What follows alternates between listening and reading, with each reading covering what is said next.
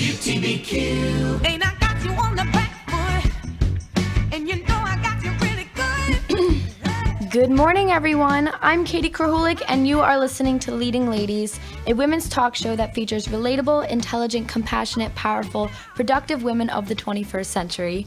And I'd like to introduce my final guest of the summer, Miss Tracy Malloy-Curtis, a newcomer to the Hudson Valley.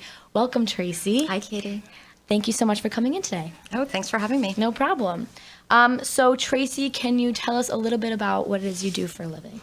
I work in major gifts fundraising and resource development for nonprofit organizations, generally progressive advocacy organizations. Okay, very nice. And you recently started working for Farm Sanctuary. Can you talk about that a little bit, what that is and what their mission is? Sure. We're the oldest farm animal rescue and advocacy organization in the country. We've been around for about 30 years. We work to protect farm animals from cruelty. We advocate for an end to factory farming. We try to change hearts and minds around treatment and welfare of farm animals, and we promote compassionate vegan living. Very nice. I hope Taylor Sterling is listening because that's right up her alley. So what kind of led you to this organization? Well, I've spent my whole career working for organizations that promote and advocate for the rights and welfare of sentient beings, whether they're animals or human animals. Right, of course. So really, it's just a slightly different focus from some of the other organizations I've worked for, but it really is part of the overall sort of bent towards social justice work that I've had since I started working. Absolutely. And what is your role as Director of Major Gifts? What does that kind of entail? So I manage a team of fundraisers who solicit large gifts from individuals to advance the mission of the organization, as well as some foundation funders, and take advantage of those kinds of funding opportunities. Okay, very nice. And, you said you've been involved in these sorts of, organizations and this line of work for a while. Why are these types of, organizations so important? Why do we need them? Well, I got involved in social justice activism, I think, as a teenager through my local punk rock scene. Very nice. It was a time in the 80s. There was a number of sort of movements going on. I was involved with some of the early anti-AIDS activism work, racial justice work, and so on. I studied social work in college. Okay. And which sort of introduced me to sort of the theory of social change and movement building. And when I got out of college, I was lucky enough to land an entry-level job with a local civic organization in New York City, and that sort of launched my career. Perfect. Fundraising came a little bit later. Okay, gotcha. And you dipped into law a little bit too. You have your law degree. And I did. I practiced law at a large law firm in New York City for about 3 years, after a number of years working in the nonprofit world. And it was an interesting experience. I'm sure. But I think when you've sort of dedicated yourself to social justice, it's hard to stay away from that world for too long. Absolutely. So I had to go back. That's where your heart was. Yeah. Right. And was social justice and social welfare something that you were thinking about at all before you entered college? Was it something you thought about when you were little? Was this always something you wanted to pursue, or? I wouldn't have even known that it was a career option when I was growing up. I grew up in sort of a blue-collar family in Connecticut, and we were all encouraged to go to college, which my parents hadn't done, and to find a nice, steady career with a pension, teaching, nursing, social work, something like that. So having a career in organizing or social justice was not something that was even within my realm of understanding. It was, as I got involved sort of in local protests, local organizing, that I began to see it as something that I wanted to do. And again, when I was studying social work, and you start to understand sort of the structural inequities that are sort of deeply ingrained in this country, that again, I started to feel a real desire to pursue a career in that area. Right, absolutely. Well, it's great to see that you took your passion and you turned it into a career, because, at first I'm sure it was scary to think, I love this is important, but how can I make a living off of it? And that's exactly what you did. Yeah, and that was, fundraising was sort of a pragmatic choice in that area. Right. Again, I don't come from an affluent background. I don't have sort of a safety net. In the sort of activist world historically, there have been a lot of folks who have other financial resources and could sort of volunteer or deal with the low salaries and the insecurities of the jobs, but that's not my background. And so I actually was involved in organizing for a year, and my paycheck bounced a couple of times. And I started to think, how am I going to make a living doing this? I want to devote my life to this, but I have to pay my bills, and I don't want my paycheck to bounce. But also, I want to advance these issues, and it's kind of hard to advance these issues when you can't pay people. Right. And so I looked around and saw that fundraising was an area that was growing in professionalism, that organizations were just crying out for trained fundraisers. And so I thought that would be a good way to sort of meld the need to make a living with my passion for social justice and advance these organizations and their mission. And so that's how I moved into it. Definitely, and there you go. That's how you do it. And you did say that you went into law. I kind of want to talk about that a little bit as well. When you first started pursuing that route, was social welfare and this philanthropy kind of in the back of your head? Were you thinking, oh, maybe I could help in this way? Or where did that kind of... to be entirely honest, law school was just a badly thought out decision. To be honest, I'd never known anyone who was a lawyer, went to law school or anything like that. I had no real understanding of the profession, the upsides, the downsides. At the time, I was working for the ACLU in the fundraising department. And so I'm sure I had some, vague dreams of working for an organization like that as a lawyer, not realizing that it's actually incredibly competitive. Oh, really? That there are thousands of people lined up for positions at these organizations. Well, I'm sure. And that the pay was really dismal when you have enormous student loans. So I didn't really think it through. Okay. I just sort of decided on the spur of the moment to do it. And, I was lucky enough to land a job at a big law firm after law school, and I thought that maybe I could do enough pro bono work to meld those interests, but I didn't feel like I could really do that. Well, it wasn't something you couldn't do. That's the point. Yeah. It was just something you weren't as into. I was not into. Right. Yeah. And you have to find, you have to find your niche. That's definitely important. You do. And I think, I had developed some serious reservations about our legal justice system in the United States. The sort of adversarial nature of the system, I thought, was incredibly detrimental to actual justice. Oh, really? And so I started to think that if I was going to advance social justice, it could not be through law. Certainly, though, my former colleagues and friends who are at the ACLU and other organizations are doing amazing work, though. Oh, that's good to hear. Yeah. Definitely. Okay, gotcha. And, you did just start working at Farm Sanctuary, but I do kind of want to talk about the reward that job brings in particular, help with working with farm animals and ensuring their, safety and their rights as well. I mean, I think ultimately we have a huge compassion deficit in our society right now, especially this year. It's been a challenging year for compassion and empathy. Okay. And, certainly I've had folks say, there's so many people in need. How could you switch from helping people to helping animals but I don't actually think that we need to make that distinction. I think that by treating all beings with compassion and helping them sort of fulfill the right to be themselves, to express their humanity or their animalness or whatever it may be, it only makes society a better place. The more compassion there is, the more it'll spread, whether it's animals, whether it's towards humans, whether it's towards all sentient beings.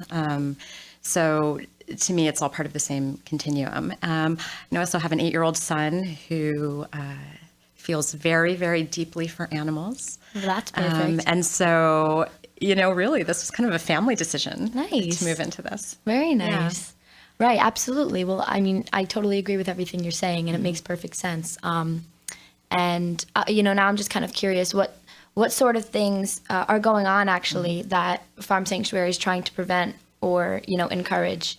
Well, I mean, factory farming remains a huge problem. I think there's more awareness over the health and the environmental impacts of factory farming. Certainly, as a parent, I'm incredibly concerned about antibiotic overabuse. Factory farming contributes to pollution, to climate change. It's the way workers are treated in these places is dreadful as well. It's not just the animals who are suffering. Okay. But it's an enormous industry, an enormous, well-funded industry. So, we need to advocate against it. But ultimately, I think what Farm Sanctuary does so wonderfully is, we have 3, soon to be 4 sanctuaries around the country where we take in animals who we have rescued from various factory farming. But actually, not even just factory farming. Our most recent rescues have been from small farms here in the Hudson Valley. Oh, really? Where they're marketing themselves as being humane, compassionate farms. They're selling their products at farmers markets and to farm-to-table restaurants, and we're finding conditions that rival anything we have seen at huge factory farms. Really? Wow. So I would say, just as an aside, don't trust what folks tell you at the farmers market. Wow. Really go see the farms yourself. Right. Or don't buy those products. Right, absolutely. Yeah. Well, there you go. Yeah. We will continue our discussion right after this short break. I am Katie Krahulik, and we are here with Tracy Malloy-Curtis. This is Leading Ladies, and you're listening to WTBQ Radio.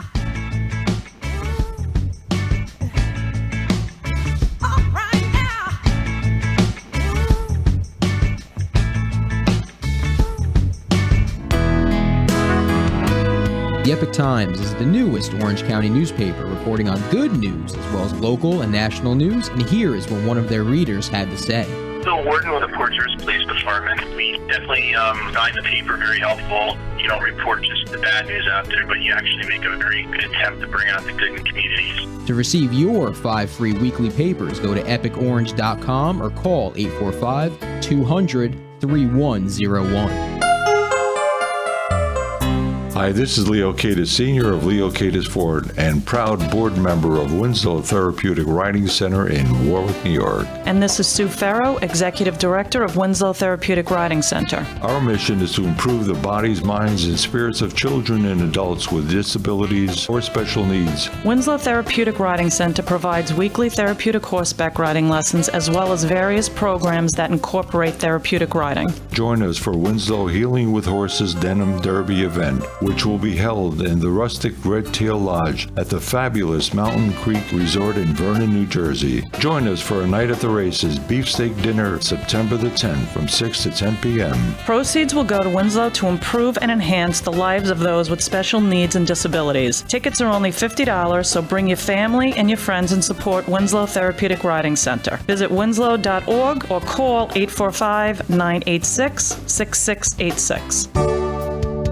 Join the Warwick Valley Chamber of Commerce for the 22nd annual Taste of Warwick, where the top chefs of the Warwick Valley will be offering gourmet dining with elegant candlelit tables, sampling sumptuous cuisine, wines, spirits, and brews, while you dine under the stars being serenaded by the melodic music of Longchamp and Manzo. Bring your appetite and quench your thirst at the Warwick Valley Winery and Distillery, 114 Little York Road on Tuesday, September 13th from 6 to 9 p.m.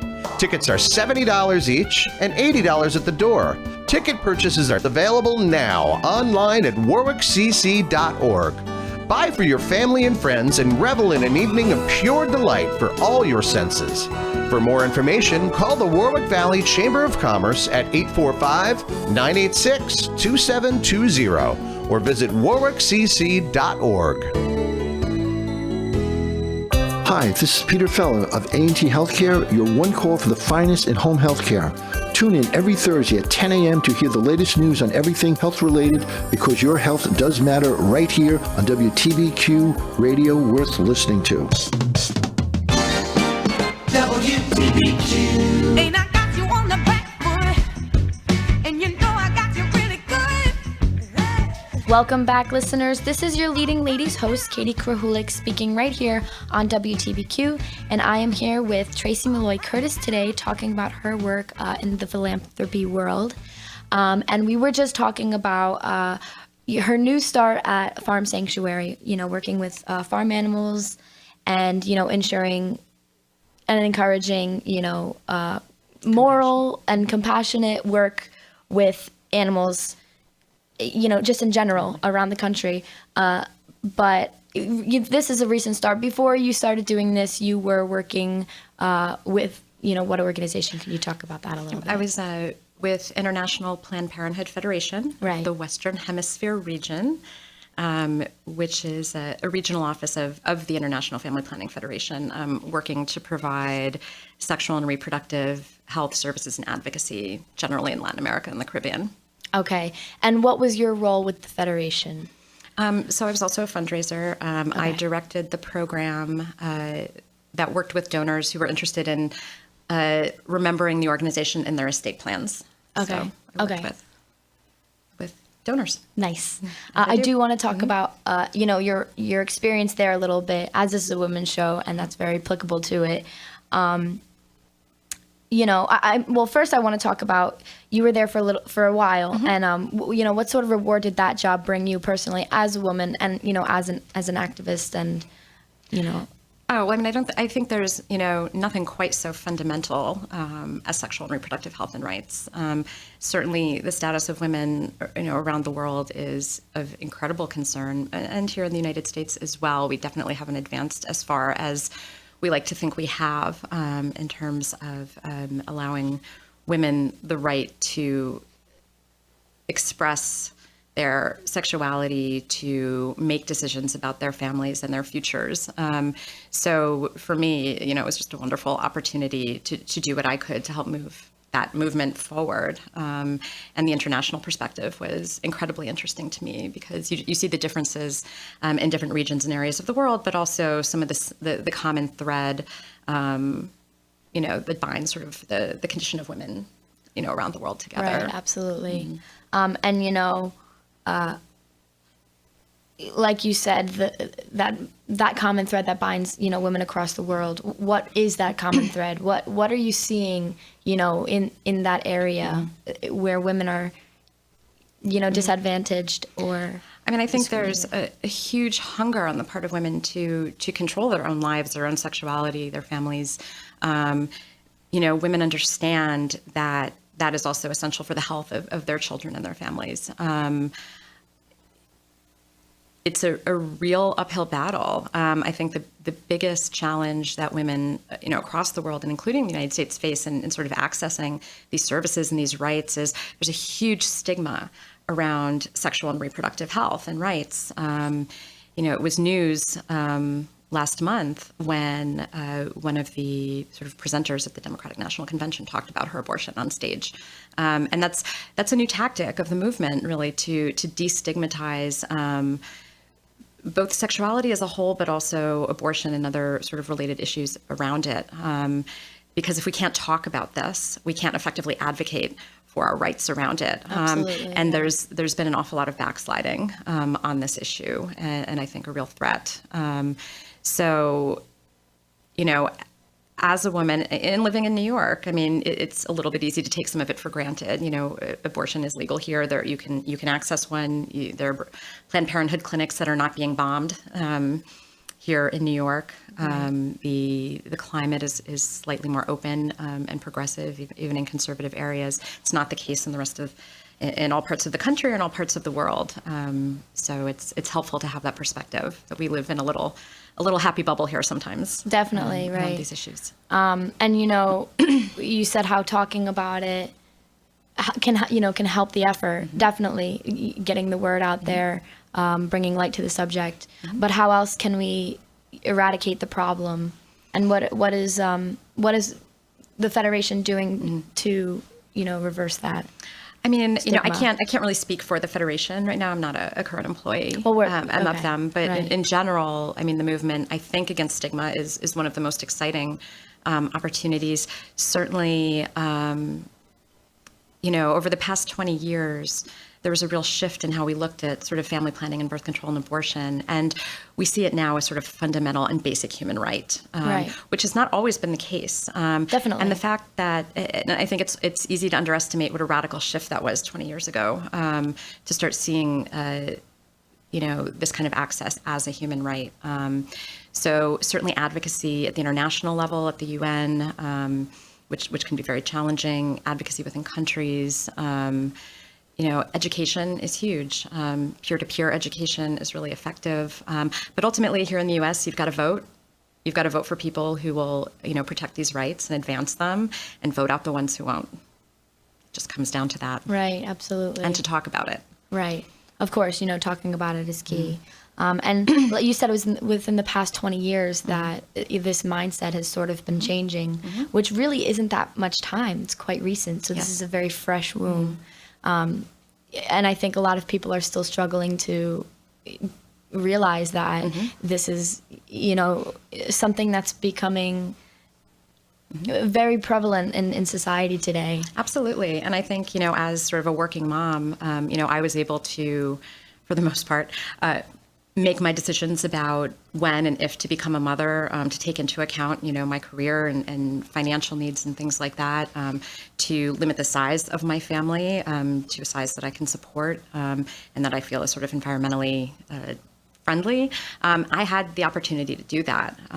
Certainly, my life and my career would look very different if I hadn't had that ability. I'm sure. Something else I did want to talk about a little bit was you do a lot of, you did a lot of work internationally with Planned Parenthood Federation. And what I'm curious as to know is, how women are struggling in other parts of the world with this situation when it comes to gaining education or access, to resources. How are women in particular affected or impacted? I mean, the manifestations are different, but it's and this is my personal opinion, right, of course. Ultimately the same. There are structural inequities built into our political, social systems around the world. We see this in a lot of different intersectional areas. Certainly, the lack of educational opportunities in many places for women is huge. The lack of sort of fundamental personhood of women in many places is key. It's a long battle. It's a long battle, and we are looking at hundreds of years of structural inequities to overcome. Right, absolutely.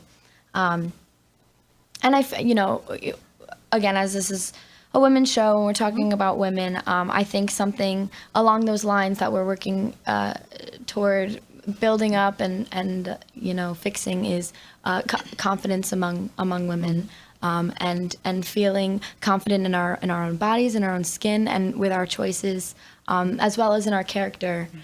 So something I just want to ask you, as a successful woman, with big ambitions and who's done a lot of work for so many different organizations, in leadership roles, what does it kind of take, as a female to make it up to the top today? Because well, I haven't made it up to the top yet. Working my way slowly. I have to say, I think as with many women, it's not necessarily a straightforward path. I've changed careers a couple of times, became a mother a little bit later than normal, to be frank, and it wasn't planned, so that, impacted some career choices. I think that, at least for me, being pragmatic, going into fundraising, not only because I thought that, it was a really valuable way to contribute to our causes, but because I knew that there was a need that I could fulfill, and have some kind of job security. That was actually important. I had to be, pragmatic. There might have been other things when I was younger that I might have preferred to have done, but I couldn't see a real way forward professionally to have the kind of security that I wanted to have. I think that it's helpful to see your life in stages. I've known women who have completely changed careers in their 60s and their 70s. Taking the longer view of your career, that you don't have to decide, and it's probably better not to. Don't set your career in stone in your early 20s. The world is going to be very different in 10 or 15 years. I've seen enormous changes in my own industry in that time. I don't know what it's going to look like 10 years from now. But gaining the kind of skill sets where you can be flexible, where you can sort of look for the need and figure out how you can meet it, radically advocating for yourself and for your skill set. I think, in my I see this in many industries, but even in my own, even in the social justice world, they say that men will apply for a job where they have, a third of the qualifications, and women want 100% of them before they'll even apply. And so even in the nonprofit fundraising world, you see men in the top positions a lot of the time, especially at the larger organizations, and in fundraising as a whole. So really advocating for your right to take a step up, to take a risk, to learn on the job, to course correct is going to be really important, but also recognize that, you may have many careers over the 40, 50, 60 years that you're going to be working. And actually, a lot of the guests that I have on my show have told me similar stories to you, where they made super bold career moves. They thought they wanted to do something and they realized this isn't for me, and they did the polar opposite, but they made it work because they were passionate about it, and because they knew that's what they wanted to do, and they had the ambition and the drive to make it happen. So really that's all it takes. It is. And I think, again, as a working mother, you have to be really cognizant of some of the challenges. I certainly think that, I've made choices to either not pursue certain roles or to delay them for a while. While I have, a son who is in, elementary school, I'm lucky enough to have a husband who works at home and has a lot of flexibility, which allows me to take on a lot of travel and other, other things that I might not be able to do if we both had the same kind of careers. I mean, there's a lot that goes into it, and there's a lot of stuff you can't plan for. Definitely. Not necessarily. I know that there are the lean-in folks who will say, plan who you're going to marry because that's going to impact your career. It does impact your career, but we're not thinking that way, right? And that's kind of ridiculous to think that way. But so just be prepared for the unexpected, be okay with sidetracks and step backs and step forwards, and have a 40-year perspective versus the next 5-year perspective. Of course. That's great advice, definitely. Unfortunately, that is it for this half hour, but thank you so much for coming on, Tracy. I really appreciate for having it. me. It's been a pleasure. But stay tuned, everybody, because the next segment will be a very interesting one for my last half hour of the summer. You're not going to want to miss it. I'm Katie Krahulik. This is Leading Ladies, and you're listening to WTBQ Radio.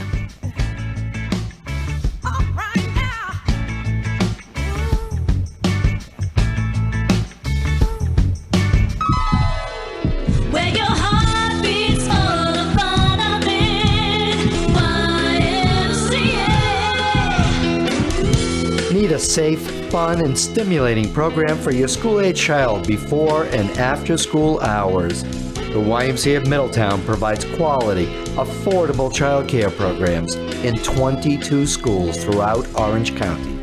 Professionally trained, caring adult role models are there when you can't be. Register now for fall programs, as most locations fill quickly. Contact the YMCA at 845-344-9622 or visit our website at middletownymca.org to learn about all of our sites. And as always, our Strong Kids campaign provides financial assistance to those who qualify. They say there is a wondrous village not far from here, as the dragon flies, where spectacle abounds, and 16th century nobles, knights, artisans, and winsome wenches await you at a magical lakeside setting, where celebrations are like nowhere else in all the land. Join us at the New York Renaissance Fair. Feast on a Titanic turkey leg. Enjoy music, comedy, acrobats, games, and mystics. Handcrafted treasures in the artisans' marketplace. Come as you are, or as you would like to be. Pirate, steampunker, royal, costumes are optional, but fun. It's the New York Renaissance Fair, where fantasy rules. Open Saturdays, Sundays, and Labor Day Monday through October 2nd. Located on Route 17A in Tuxedo Park, New York. Discount tickets at Walgreens. For maps, stage schedules, discounts, and more, go to renfair.com. Enter our Best Knees in a Kilt contest this weekend. Info and coupons at renfair.com. Good afternoon, Crystal Run Healthcare. Hello, my name is Gary Shore. I'm a new patient and I need to schedule an appointment. Okay, Mr. Shore, we can... Well, before you start, you should know that I'm pretty busy with work, so I can't come on weekday mornings. My boss will have a fit if I'm late. That's okay, we can... Oh, and evenings are out too. I play softball. Well, how about... Before you say next month, that's not going to work out either. I'm going scuba diving in Bora Bora. Okay, Mr. Shore. You sound like you're a pretty busy guy. So how about right now? I am. That's why scheduling is so... Wait, what? We can take you right now. Now? Okay. Talk about convenience.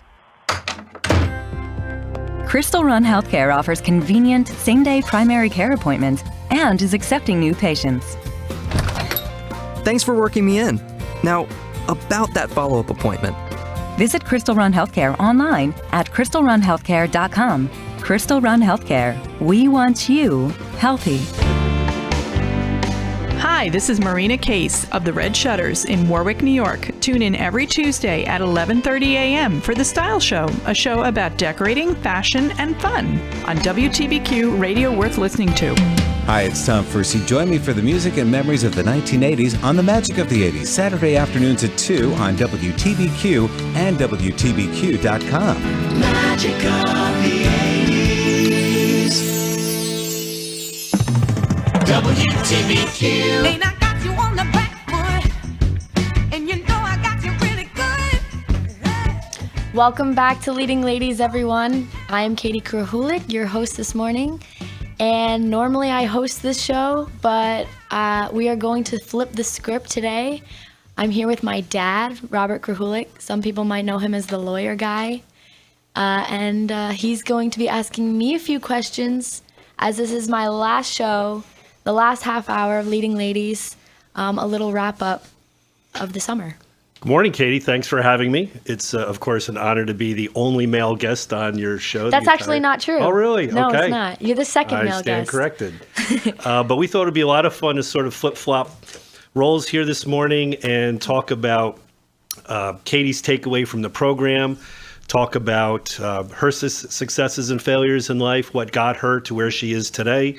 I certainly consider her a leading lady. And while she is yet to reach her ultimate career path, she's off to a great start. So first of all, we've been listening to your show for the last 8 weeks now or so, maybe even 10 or 12 weeks.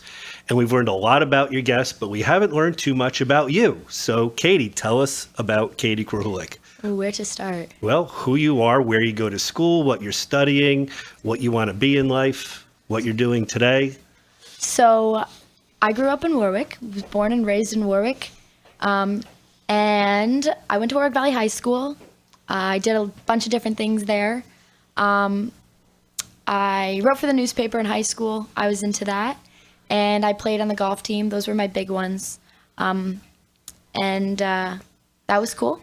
Couple things that you pursued that I found fascinating. Number one, you have a love for theater and singing. Little bit, yes. And you were the lead in the 8th grade musical. You played Oliver Twist in Oliver. I did. And that was inspirational because it took a lot of courage for you to get up on stage and perform and sing in front of an auditorium filled with people. Definitely, that was scary. And what's funny is since I started doing this radio show, it feels an awful lot like that feeling when you get up on stage. It's a performance.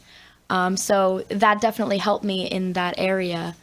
Getting in front of a group of people and speaking. And another unique thing you've been pursuing since 6th grade, I think, is you've been studying Mandarin Chinese. Yes, I have been doing that. And I think that's going to be an important asset as you work your way through your career, whether it's journalism or communications. I think adding an international element to that and being conversant in a second language is extremely important, especially Chinese. And from what I understand, they discontinued the Chinese program in the Warwick Valley School District, didn't they? They did. I got really lucky, and I slipped right in there while the program was going on. It started a year before I got there, and yeah, they stopped it a few years ago. So I did get really lucky. There was only a handful of us who, had that opportunity. And I'm actually minoring in it now in college at Hofstra University where I go. And it's definitely a game changer on the resume. I think that a lot of employers will hopefully see that, and it'll separate me from, another possible candidate. And another interesting thing on your resume that I think our listeners should know is that you are not just a golfer, you are an extraordinary golfer. You were the Section 9 high school ladies champion. And at the New York State Ladies Golf Championship, the high school state championship, you placed, I think, 15th or 14th in your senior year. So quite an accomplishment. And I will have to say you were one heck of a golfer. Thank you, Dad. All right, tell us a little bit more about college. What are you majoring in college? What are you doing? What's your passion in college? That's tricky. I'm majoring in journalism. I've always been, into the newspaper. I did that in high school. I've been writing for our local paper, the Dispatch, and I write for my newspaper at school. It's called the Chronicle. I have up to 15 clips in that paper now, something along those lines. So that's been a lot of fun for me. But I'm definitely branching out a little bit more in college. And I joined the radio station down at WRHU. Recently, it's an application process, a little bit of a competitive process. You have to apply, and then once you get in, you go through an 8-week training class, and then you take a written test and a practical. I did all of that, and I passed, so I'm in the station, which is extremely exciting. I start my first semester at the station this upcoming fall, so I'm looking forward to it. And yeah, those are the big ones down there. I do some little things. I do club soccer a little bit to stay fit, and then I am also a part of our Campus Feminist Collective, which is our feminist club down at school. It's a lot of fun, and it's definitely been one of the bigger inspirations for this show. So all of that has been really exciting.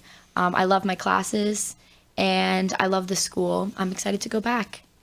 What's very exciting about this upcoming semester is that Hofstra has been awarded one of the presidential debates. Yes, so this is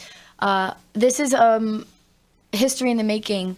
It's the only school to have ever hosted 3 consecutive presidential debates, and this will be the 3rd year. Hofstra hosted the last 2 presidential debates, and this September they will be hosting the 3rd, which is very exciting. That hopefully I will get to be a part of it. There's a few different routes of entry that I could potentially go down to be able to get into the debate. So I'm looking forward to it. It'll be very exciting. Excellent. And I even spoke to Frank and Taylor. They may try to get you some press credentials to get you into the debate. Sounds good. And maybe as a reporter for the Dispatch, you can get some press credentials. Right, you never know. So let's talk about your summer experience. You've had one heck of a summer. So I want to personally thank, as a dad, I'm so proud of your show here. I want to thank Frank and Taylor for giving you this wonderful opportunity. For high school, coming off your high school freshman year, to have your own 1-hour radio program every Saturday is really... It's a great gift that they've given to you, and Definitely. I know you appreciate it, and I thank them for that. So what else have you been doing this summer? I just want to say I appreciate it too. Thank you, Frank and Taylor, just from my own mouth. It's been extremely rewarding, and I've loved it. What else have I been doing this summer? What haven't I been doing this summer is, I think, the real question. I've been doing a lot. I've been running all over the place, but it's been really great. Very productive. I have been lifeguarding the past few years, and so this summer I continued to lifeguard over in Greenwood Lake at a private beach. And then I also started working as a waitress down in Greenwood Lake as well at a restaurant that just opened in June. It's called Cove Castle, right on the water. It's a great spot. The food's fantastic. The service is phenomenal. Because of the great waitress staff there. Exactly. So that's been an experience. It was my first time waitressing. I've never done anything like that before. So it was a little bit hectic for me. It's not what I expected quite, but definitely a rewarding experience. And I did it. I handled it. Hopefully. I know you were very nervous going into it because you had no prior experience, and it involves a few things. You have to, number one, be able to operate the point of sale software, the computer system that you use to order the food. So there's a learning curve there. Dealing with management, the chef and the other wait staff, that's always challenging. And then finally, customer satisfaction, dealing with the customer, establishing a rapport. Because at the end of the night, it's all about the tip money, and you're hoping you make your customers happy. Yes. I enjoyed watching you embrace the opportunity, and even though you had no experience, a little bit nervous, you certainly tackled it, and I think it was a great opportunity for you. It definitely was. And you made a little bit of money, too. I made a little bit of money. Definitely. That doesn't hurt. So it was great. Yeah, definitely. And of course, you were a reporter for the Dispatch. So what were some of your big scoops that you covered this summer? The big scoops. Well, grand openings. Let's see. I did The reopening of Rookies over in Florida was pretty exciting. It looks really great over there. I covered the grand reopening. There's a bunch of grand reopenings going on of Yankee Propane. I also covered the Roe Brothers grand reopening, right? And then I covered some little events. There was the street fair over in Greenwood Lake, the beginning of the summer, the kickoff of the season. I covered things of that nature. The season opening of the Florida Farmers Market. So little things like that, which I love covering. I love the local stories. Those are really fun. Seeing everybody enjoy, their beautiful town around them is always really exciting. So that's been fun. And then bi-weekly, I've been covering the village board meetings, which are, of course, a blast. Important. Personally, that's always my favorite. I love it. And I love when a reporter walks through the room, suddenly the board members sit up straight. And they know they got to start paying attention when the press is there. Right. It's an interesting, experience, seeing how local politics work. It's definitely very cool to see. But we are going to be taking a quick break now, 46, and we'll be right back after this. This is Leading Ladies. I'm here with my dad, Robert Krahulik. I'm Katie Krahulik, and this is WTBQ.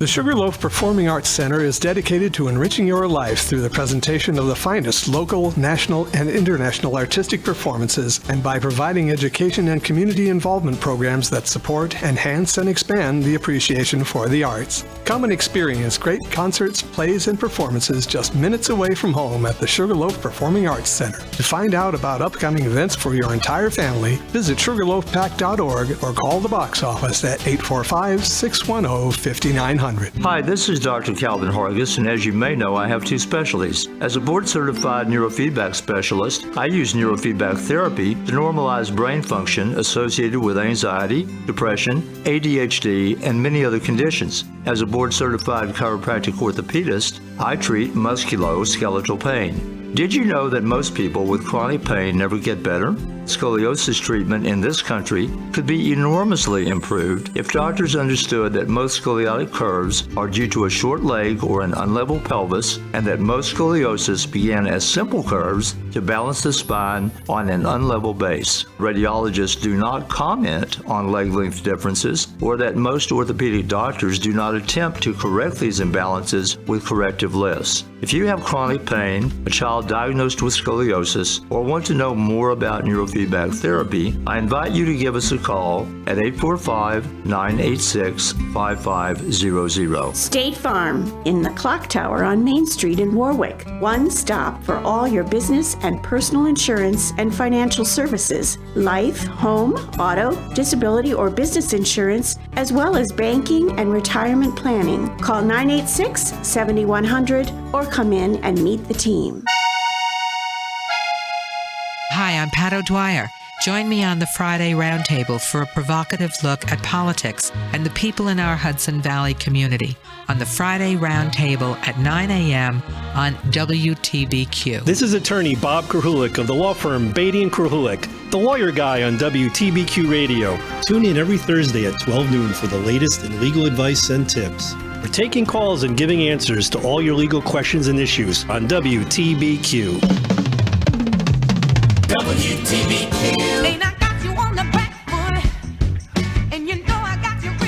Welcome back. This is Bob Krahulik, switching roles today with Katie Krahulik here on Leading Ladies on WTBQ Radio. And if you're just joining us now, we're flip-flopping roles. It's my lucky opportunity to sort of interview Katie here for her last segment of the summer programming. And what I wanted to talk about in the last few minutes of the show, Katie, were what are your takeaways from having hosted this show and having interviewed some extremely influential, powerful, and successful women here in the Hudson Valley? Well, there have been a whole bunch. It's been an incredible summer, and I learned so much, from this experience than I realized I ever would from the beginning. Things I didn't even think were where possible, these women are doing. Were there particular guests that stick out as being some of the guests who really inspire you and made you think about what you need to do in order to achieve success in the future? Absolutely. I mean, week after week, women have been coming in who really make me think about my own life. And I hope are making other young women think about their lives as well. You know, and they're all incredibly inspirational. I've had women doing, you know, some incredible things and talking about them on this show. You know, I had a female police officer, a woman who graduated from West Point, a black woman who graduated from West Point. I had, you know, doctors, lawyers, biologists, leaders. I had, you know, the old mayor of Greenwood Lake, so people who hold really high roles. And then I've had some incredible entrepreneurs who they surprised me with how, you know, driven and dedicated that sort of work is. To start your own business, you know, a lot of the artists and the abstract thinkers, they have to make a living too, and it's you know, we're not all wired to be, you know, to deal with numbers and you know, essays and legal documents and whatever, computers. You know, some of us are more artistic thinkers, and how do you make a living off that? And these people have mastered it, and that's what I think is really, really cool, that you really pursue what you want to do, and they're living proof. I had an international cake artist who's quite renowned on my show, and I mean, if that's not telling in and of itself of how you can do what you want and make a living, then I don't know what is. You know, yoga instructors who have, you know, gone the extra mile with their business. I had an acupuncturist, just, you know, women who really just tuned in with what they love and made it work. I think that's probably one of the cooler parts of the show. There's been an extraordinary amount of variety and diversity among your guests, but can you identify certain personal attributes that they all possess in common that allow them to achieve success? There's one attribute that every single woman without fail has had on my show, and that's passion. They are all so passionate about what they do. Every single one, from the bank tellers to you know, the social activists. Every single person, you know, really feels like what they're doing is making a difference. And I think that's the key. You have to do something that is rewarding, you know, and that's how you make it. Another thing that's been, you know, consistently occurring throughout, you know, my guests' careers is career shifts. They've been making some big career moves. Which, you know, I didn't expect going in. A lot of times you see people in big, powerful positions doing impressive things, and you think they had to have planned this from day one. They had to have known what they were doing. They had to have, you know, organized their life out so that they could get to where they are today, because look at them. But no, the reality of the situation is that a lot of these women just realized that they didn't want to be a lawyer, or they didn't want to be a nurse, or they didn't want to be a doctor. They really wanted to, you know, do something entirely different. And maybe they might have been 35, 40 when they made that career shift, but it worked out. So that's been pretty cool to see as well. I jotted some notes down as far as a wrap up about some of the attributes I have seen in your guests. And that's one of the big ones, that they do take risks. Right. They put themselves out there. Exactly. And the old saying is no risk, no reward. So yes, they took risks, it paid off, and they ultimately realized dreams and are now very successful people. Absolutely. Other things that I've seen, and I see this in you, Katie, is that they get involved in a lot of things. It's not just their job. They're all involved in the community. They're all passionate about their lives, the communities they live in, their job, their family, and what happens outside their job. Exactly. And for you, from a young kid, I've seen you get involved in everything, whether it was Little League Baseball, soccer, golf, water skiing, sailing. You did it all. And then you embraced theater, and you took the lead role as Oliver in the 8th grade musical Oliver Twist. then you embraced golf and became a fabulous golf and won tournaments and excelled under pressure. And I think it's getting involved and trying different things, and the exposure and variety is also an important ingredient to achieving success. Absolutely, absolutely. And again, that is something that I've realized throughout the show, is that as if these women didn't have, spare time to begin with, then they're also going out of their way to join local organizations, community service opportunities, and they are getting as involved as possible in those, opportunities as well, which is just the icing on the cake of how incredible these people are, because a full-time job, raising a family, and trying to just juggle everything isn't enough. They're also putting their whole heart into, so many different organizations and activities.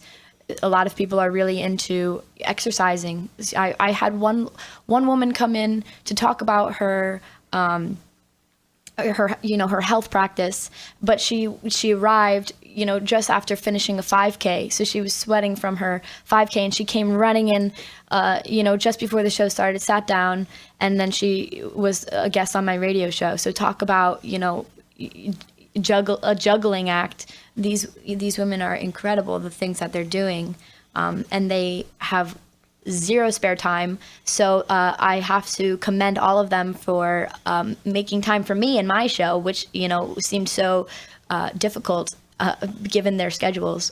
So that was really nice of all of them. I thought your last guest, Tracy, made a very important statement that I haven't really heard over the summer months, and that is sometimes you have to be, not sometimes, you should always be prepared for the unexpected. Right. Life isn't always a bowl of cherries. It's more like a box of chocolates, right? What's the famous line from Tom Hanks? Life is like a box of chocolates. You never know what you're going to get until you bite into it. That's true. You have to be ready for bumps in the road. Life is not perfect, and being prepared and having the skill set to deal with bumps in the road is a very important attribute also. Definitely. She did make a really great point there. And again, something that a lot of my guests have had to deal with throughout their careers is, whatever, swerving around life, I guess that you could say, because you never know what it's going to throw at you. So what are you hoping to accomplish over the next year, and what do you want to see yourself doing next summer? That's a great question. Well, considering this last conversation that we had about life throwing anything at you and being prepared for anything, I have, generally I want to, continue down the road I'm going with, journalism, and I'm really liking, radio. That's been really fun. So I'm going to continue that at school. Hopefully I'll be here again next summer if they'll take me. And but we'll see. I don't know what the cards hold for me, so I'm willing to go where the wind blows. I love taking opportunities as they come. So will you be exploring opportunities for internships down in New York City? I will be definitely looking for some of those on radio and/or TV. Is that the goal? Or? We'll see. We will see. Okay. I mean, as of right now, I'm willing to take anything that comes. So if they offer it, then I will probably take it. Definitely. That would be very fun. In the last few seconds here, I think we should also mention one other important person in your life, and that's your mother, Christine Krahulik, who has certainly inspired you and raised you and educated you and taught you, and look what a wonderful young woman you have turned out to be. So thanks to Mom, and I think it's important having family around you to succeed in life too. So. Absolutely. I owe you and Mom everything. She has been probably my biggest inspiration in life. Definitely the biggest inspiration for this show. If there is, a better definition of a leading lady than Christine Krahulik, then I don't know what it is. She is the epitome of it. So I love her very much, and I love you too. Thank you, Frank and Taylor, for everything. It's been an incredible experience. So that's it for Leading Ladies. Thanks, everyone. I'm Katie Krahulik. This is WTBQ Radio.